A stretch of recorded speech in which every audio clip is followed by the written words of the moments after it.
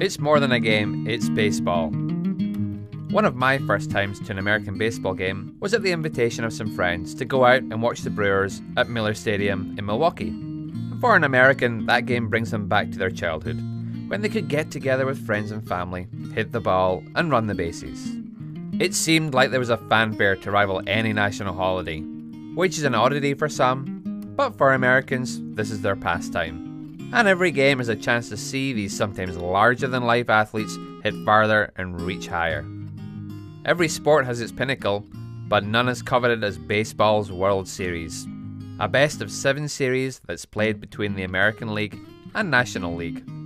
This is the annual culmination of 162 regular season games for Major League Baseball to be crowned world champions.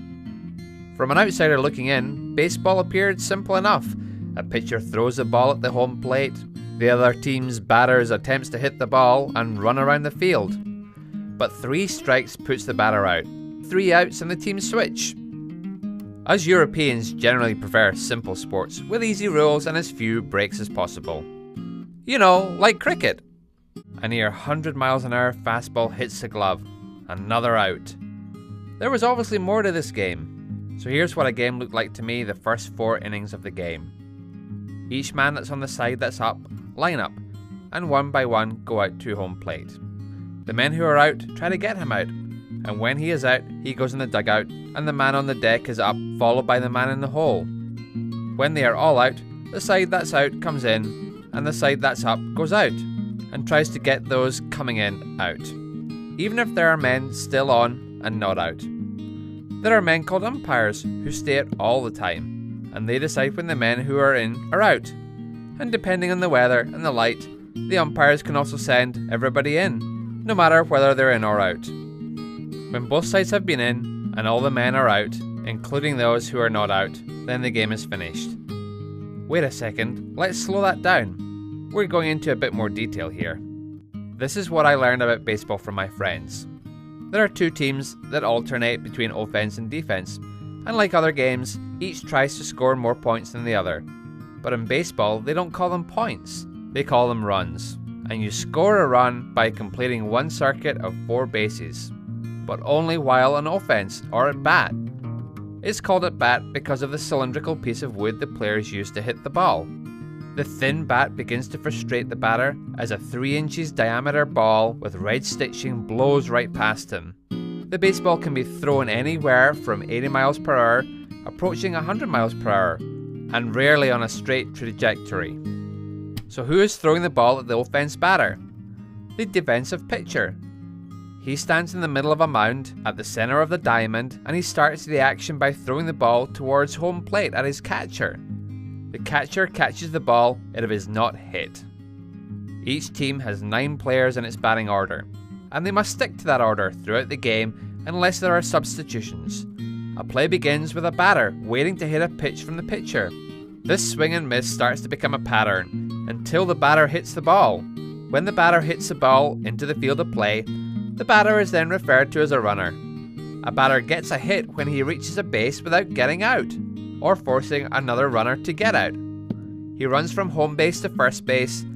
There are 3 more bases that he has to run, second, third, and then back to home. Runs are then scored when a runner makes it at home before there are 3 outs in the inning. If players hit the ball over the outfield fence, it's a home run, and the batter can circle all 4 bases without worrying about hustling or stealing bases or getting out.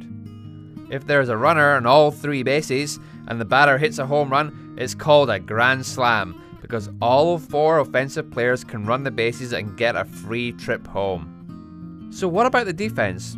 How do they stop these guys from scoring runs? A pitcher tries to get a batter out by throwing 3 strikes. First, a strike is a swing and a miss. Second, a strike is when a batter doesn't swing at a ball that flies over the plate through the strike zone. If the batter hits the ball in foul territory, it can be a strike, unless there are already 2 strikes. Then it's just basically a redo. And get this, if the catcher doesn't catch the 3rd strike, if it goes past them, or they lose it out of their glove, then the batter becomes a runner, and can try to get to first base before the catcher finds the ball and throws it to the first baseman. Then he's safe, even though he struck out. Now, if the pitcher throws 4 balls, which means a pitch that is not in the strike zone, and the batter doesn't swing at them, the batter is automatically allowed to go to first base. There are a few other ways for the defense to get the offense out. First is the strikeout, which we've discussed, where the batter misses 3 pitches. Then there is a force out, when the ball is hit and the defense player gets the ball and reaches a base before the runner.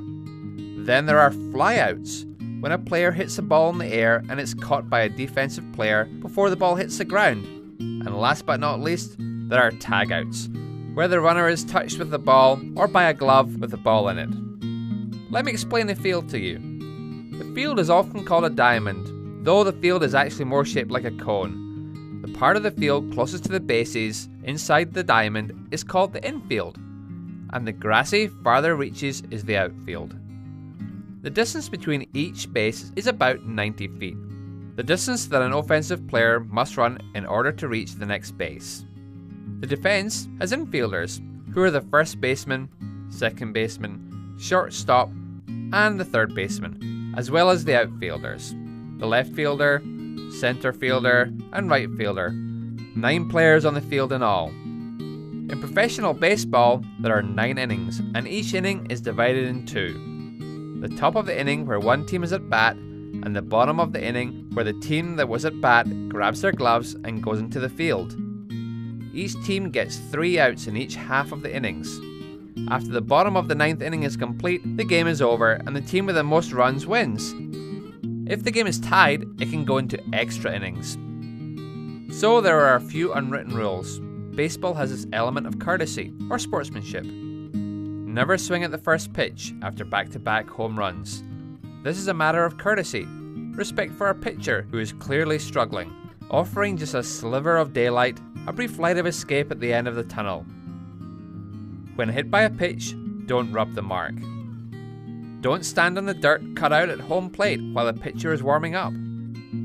Don't walk in front of a catcher or umpire when getting into the batter's box. Don't help the opposition make a play. No kidding, right? Follow the umpire's code when addressing them on field. If a pitcher gets pulled, they should stay in the dugout, at least until the end of that inning. Pitchers should never show up their fielders. The list goes on, which is what makes baseball so popular and so mysterious to the outsider looking in. So that's what I learned about baseball my first time out. I don't know if I explained it well enough, but I took a swing at it.